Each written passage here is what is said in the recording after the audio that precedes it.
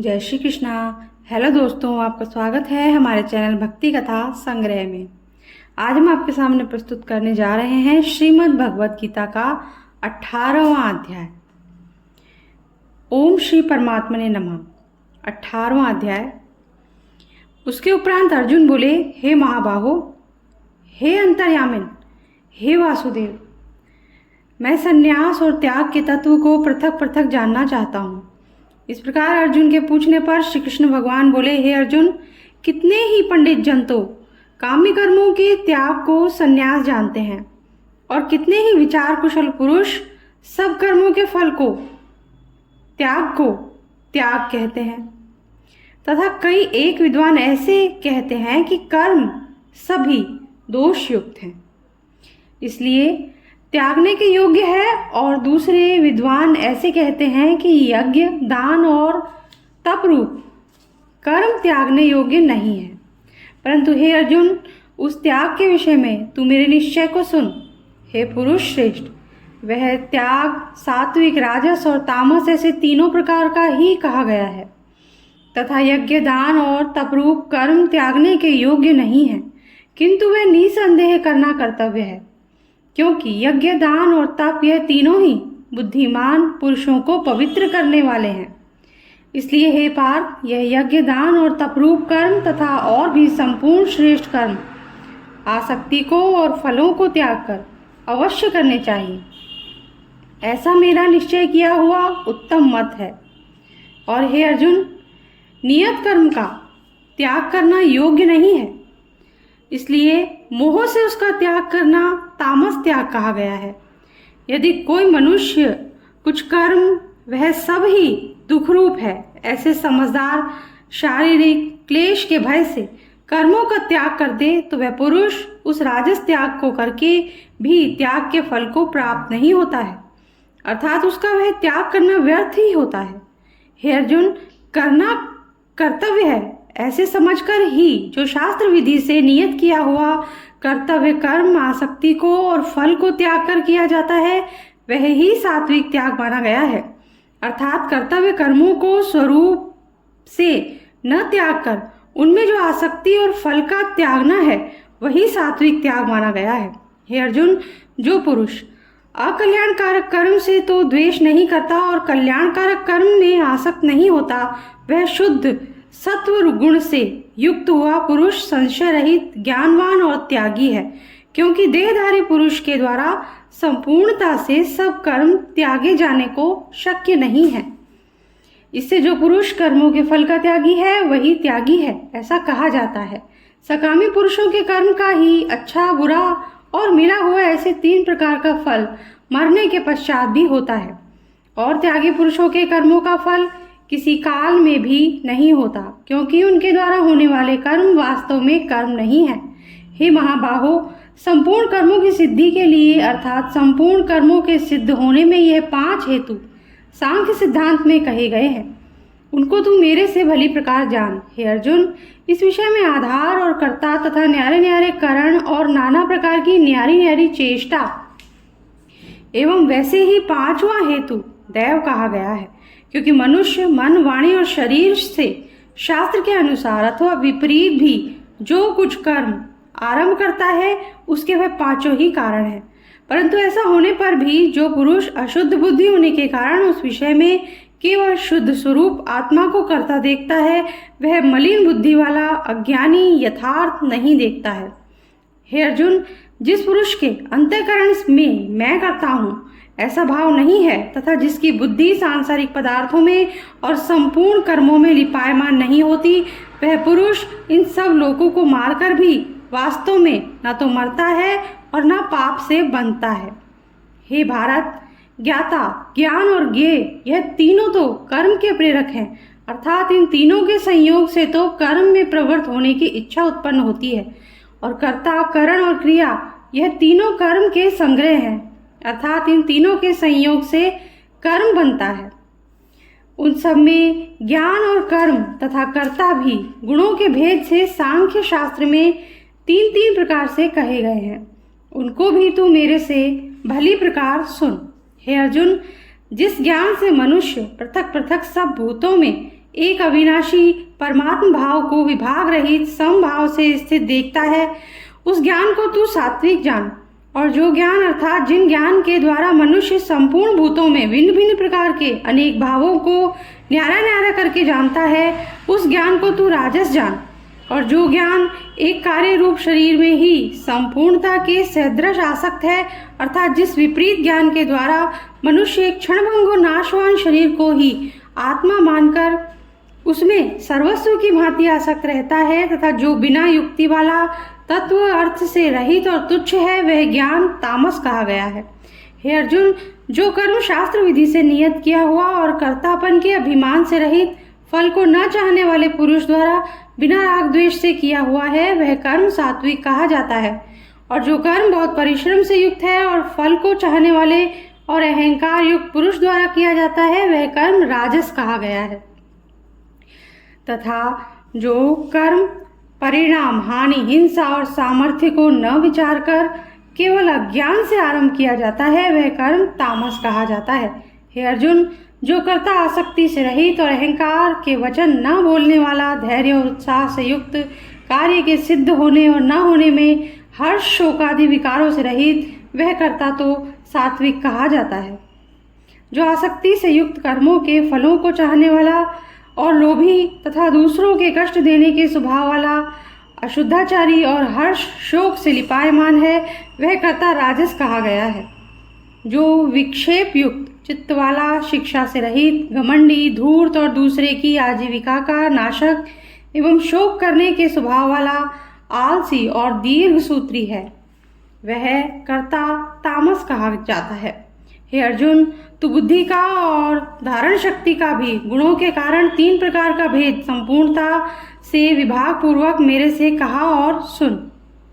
कहा हुआ सुन। हे पार्थ, प्रवृत्ति मार्ग और निवृत्ति मार्ग को तथा कर्तव्य और अकर्तव्य को एवं भय और अभय को तथा बंधन और मोक्ष को जो जिस बुद्धि तत्व से जानती है, वह बुद्धि तो सात्विकी है। हे पार्थ, जिस बुद्धि के द्वारा मनुष्य धर्म और अधर्म को तथा कर्तव्य और अकर्तव्य को भी यथार्थ नहीं जानता है, वह बुद्धि राजसी है। और हे अर्जुन, जो तमोगुण से आवृत हुई बुद्धि अधर्म को धर्म ऐसा मानती है तथा और भी संपूर्ण अर्थों को विपरीत ही मानती है, वह बुद्धि तामसी है। हे पार्थ, ध्यान योग के द्वारा जिस अव्यभिचारिणी धारणा से मनुष्य मन, प्राण और इंद्रियों की क्रियाओं को धारण करता है, वह धारणा तो सात्विकी है। और हे प्रथापुत्र अर्जुन, फल की इच्छा वाला मनुष्य अति आसक्ति से जिस धारणा के द्वारा धर्म, अर्थ और कामों का धारण करता है, वह धारणा राजसी है। तथा हे पार्थ, दुष्ट बुद्धि वाला मनुष्य जिस धारणा के द्वारा निद्रा, भय और चिंता और दुखों को एवं उन्मत्तता को भी नहीं छोड़ता है, अर्थात धारण किए रहता है, वह धारणा तामसी है। हे अर्जुन, अब सुख भी तू 3 प्रकार का मेरे से सुन। हे भरतश्रेष्ठ, जिस सुख में साधक पुरुष भजन, ध्यान और सेवादि के अभ्यास से रमण करता है और दुखों के अंत को प्राप्त होता है, वह सुख प्रथम साधन के आरंभ काल में यद्यपि विष के सदृश भासता है, परंतु परिणाम में अमृत के तुल्य है। इसलिए जो भगवत विषयक बुद्धि के प्रसाद से उत्पन्न हुआ सुख है, वह सात्विक कहा गया है। जो सुख विषय और इंद्रियों के संयोग से होता है, वह यद्यपि भोग काल में अमृत के सदृश भासता है, परंतु परिणाम में विष के सदृश है, इसलिए वह सुख राजस कहा गया है। तथा जो सुख भोग काल में और परिणाम में भी आत्मा को मोहने वाला है, वह निद्रा, आलस्य और प्रमाद से उत्पन्न हुआ सुख तामस कहा गया है। और हे अर्जुन, पृथ्वी में या स्वर्ग में अथवा देवताओं ऐसा वह कोई भी प्राणी नहीं है कि जो इस प्रकृति से उत्पन्न हुए तीनों गुणों से रहित हो, क्योंकि यावन मात्र सर्व जगत त्रिगुणमयी माया का ही विकार है। इसलिए हे परंतप, ब्राह्मण, क्षत्रिय और वैश्यों के तथा शूद्रों के भी कर्म स्वभाव से उत्पन्न हुए गुणों करके विभक्त किए गए हैं, अर्थात पूर्वकृत कर्मों के संस्कार रूप स्वभाव से उत्पन्न हुए गुणों के अनुसार विभक्त किए गए हैं। उनमें अंतःकरण का निग्रह, इंद्रियों का दमन, बाहर भीतर की शुद्धि, धर्म के लिए कष्ट सहन करना और क्षमा भाव एवं मन, इंद्रियां और शरीर की सरलता, आस्तिक बुद्धि, शास्त्र विषयक ज्ञान और परमात्म तत्व का अनुभव भी। ये तो ब्राह्मण के स्वाभाविक कर्म है।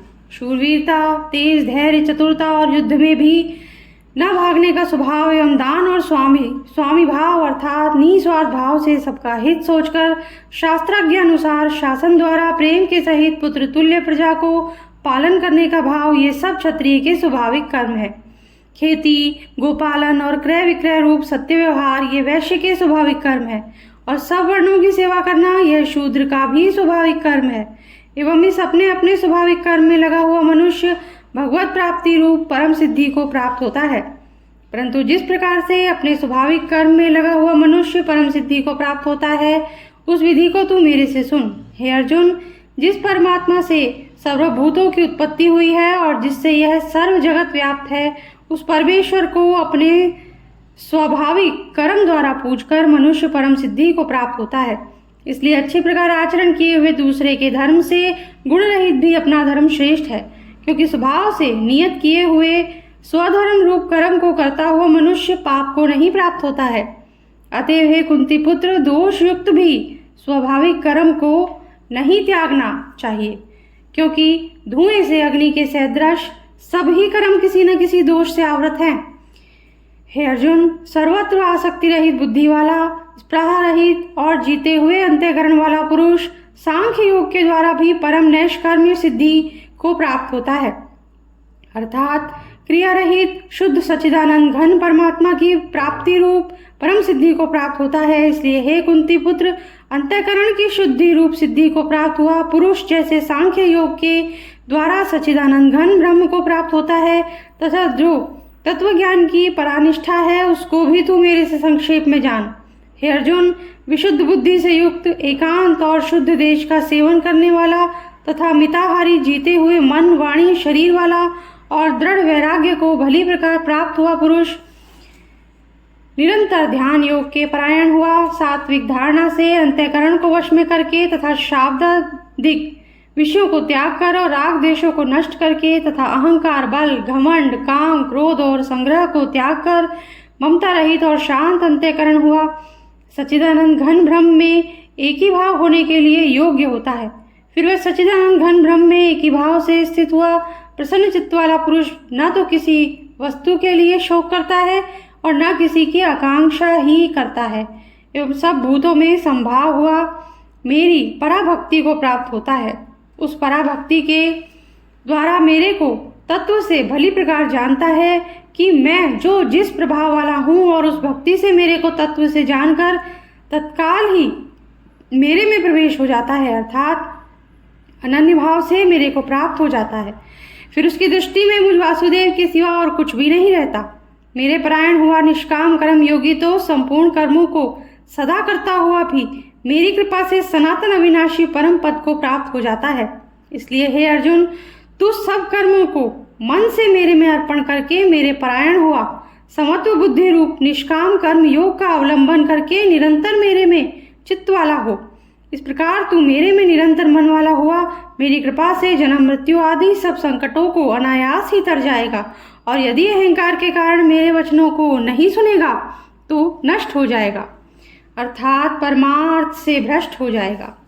जो तू अहंकार को अवलंबन करके ऐसा मानता है कि मैं युद्ध नहीं करूंगा, तो यह तेरा निश्चय मिथ्या है, क्योंकि क्षत्रियपन का स्वभाव तेरे को जबरदस्ती युद्ध में लगा देगा। हे अर्जुन, जिस कर्म को तू मोह से नहीं करना चाहता, उसको भी अपने पूर्वकृत स्वाभाविक कर्म से बंधा हुआ परवश होकर करेगा, क्योंकि हे अर्जुन, शरीर रूप यंत्र में आरूढ़ हुए संपूर्ण प्राणियों को अंतर्यामी परमेश्वर अपनी माया से उनके कर्मों के अनुसार भ्रमाता हुआ सब भूत प्राणियों के हृदय में स्थित है। इसलिए हे भारत, सब प्रकार से उस परमेश्वर की ही अनन्य शरण को प्राप्त हो।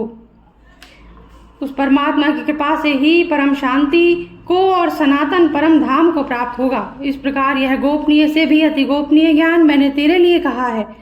इस रहस्य युक्त ज्ञान को संपूर्णता से अच्छी प्रकार विचार के फिर तू जैसे चाहता है वैसा ही कर, अर्थात जैसी तेरी इच्छा हो वैसे ही कर। इतना कहने पर भी अर्जुन का कोई उत्तर नहीं मिलने के कारण श्री कृष्ण भगवान फिर बोले कि हे अर्जुन, संपूर्ण गोपनीयों से भी अति गोपनीय मेरे परम रहस्य युक्त वचन को तू फिर भी सुन, क्योंकि तू मेरा अतिशय प्रिय है। इससे यह परम हितकारक वचन मैं तेरे लिए कहूँगा। हे अर्जुन, तू केवल मुझ सच्चिदानंद घन वासुदेव परमात्मा में ही अनन्य प्रेम से नित्य निरंतर अचल मन वाला हो और मुझ परमेश्वर को ही अतिशय श्रद्धा भक्ति सहित निष्काम भाव से नाम गुण और प्रभाव के श्रवण कीर्तन मनन और पठन पाठन द्वारा निरंतर भजने वाला हो तथा मेरा शंख चक्र गदा पद्म और किरीट कुंडल आदि भूषणों से युक्त पीताम्बर वनमाला और कौस्तुभम मणिधारी विष्णु का मन वाणी और शरीर के द्वारा सर्वस्व अर्पण करके अतिशय श्रद्धा भक्ति और प्रेम से विहलता पूर्वक पूजन करने वाला हो और मुझ सर्वशक्तिमान विभूति बल ऐश्वर्य माधुर्य गंभीरता उदारता वात्सल्य और सुहृदता आदि गुणों से संपन्न सबके आश्रय युक्त आश्रय रूप वासुदेव को विनय भाव पूर्वक भक्ति सहित साष्टांग दंडवत प्रणाम कर। ऐसा करने से ही तू मेरे को ही प्राप्त होगा। यह मैं तेरे लिए सत्य प्रतिज्ञा करता हूँ, क्योंकि तू मेरा अत्यंत प्रिय सखा है। इसलिए सर्व धर्मों को अर्थात संपूर्ण कर्मों के आश्रय को त्याग कर केवल एक मुझ सच्चिदानंद घन वासुदेव परमात्मा ही अनन्य शरण को प्राप्त हो। मैं तेरे को संपूर्ण पापों से मुक्त कर दूंगा, तू शोक मत कर। हे अर्जुन, इस प्रकार तेरे हित के लिए कहे हुए इस गीता रूप परम रहस्य को किसी काल में भी न तो तप रहित मनुष्य के प्रति कहना चाहिए और न भक्ति रहित के प्रति तथा न बिना सुनने की इच्छा वाले के ही प्रति कहना चाहिए और जो मेरी निंदा करता है उसके प्रति भी नहीं कहना चाहिए, परंतु जिसमें यह सब दोष नहीं है ऐसे भक्तों के प्रति प्रेम पूर्वक उत्साह के सहित कहना चाहिए। क्योंकि जो पुरुष मेरे में परम प्रेम करके इस परम रहस्य युक्त गीता शास्त्र को मेरे भक्तों में कहेगा अर्थात निष्काम भाव से प्रेम पूर्वक मेरे भक्तों को पढ़ावेगा या अर्थ की व्याख्या द्वारा इसका प्रचार करेगा, वह निसंदेह मेरे को ही प्राप्त होगा और ना तो उससे बढ़कर मेरा अतिशय प्रिय कार्य करने वाला मनुष्यों में कोई है और ना उससे बढ़कर मेरा अत्यंत प्यारा पृथ्वी में दूसरा कोई होवेगा।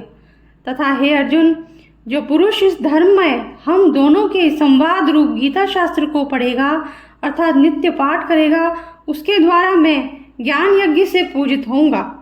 ऐसा मेरा मत है। जो पुरुष श्रद्धा युक्त और दोष दृष्टि से रहित हुआ इस गीता शास्त्र का श्रवण मात्र भी करेगा, वह भी पापों से मुक्त हुआ उत्तम कर्म करने वालों के श्रेष्ठ लोकों को प्राप्त होवेगा। इस प्रकार गीता का महात्म्य कहकर भगवान श्री कृष्णचंद्र आनंद कंद ने अर्जुन से पूछा, हे पार्थ, क्या यह मेरा वचन तैने एकाग्र चित्त से श्रवण किया? और हे धनंजय, क्या तेरा अज्ञान से उत्पन्न हुआ मोह नष्ट हुआ? इस प्रकार भगवान के पूछने पर अर्जुन बोले, हे अच्युत, आपकी कृपा से मेरा मोह नष्ट हो गया है और मुझे स्मृति प्राप्त हुई है, इसलिए मैं संशय रहित हुआ स्थित हूँ और आपकी आज्ञा पालन करूँगा। इसके उपरांत संजय बोले, हे राजन, इस प्रकार मैंने वासुदेव के और महात्मा अर्जुन के इस अद्भुत रहस्य युक्त और रोमांचकारक संवाद को सुना। कैसे कि श्री व्यास जी की कृपा से दिव्य दृष्टि द्वारा मैंने इस परम रहस्य युक्त गोपनीय योग को साक्षात कहते हुए स्वयं योगेश्वर श्री कृष्ण भगवान से सुना है।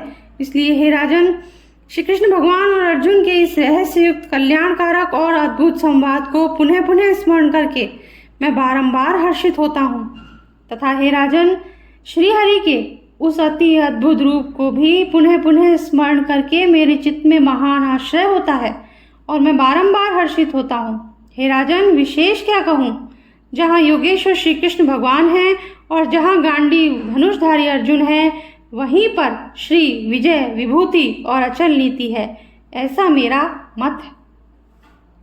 इसी के साथ श्रीमद् भगवद गीता का 18वां अध्याय और आखिरी अध्याय आज समाप्त होता है। अगर आपको पसंद आया हो तो लाइक ज़रूर कर दीजिएगा और अगर आपने अब तक हमारे चैनल को सब्सक्राइब नहीं किया है तो सब्सक्राइब कर दीजिए, बेल आइकन प्रेस कर दीजिए ताकि हमारे आगे आने वाले वीडियोस भी आपको आसानी से मिल सकें। Thank you. जय श्री हरि।